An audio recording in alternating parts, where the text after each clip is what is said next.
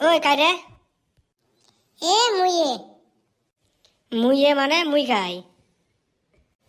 এ মুই hello carton. ও সুসে তুই তা তুই এতে করিস কি?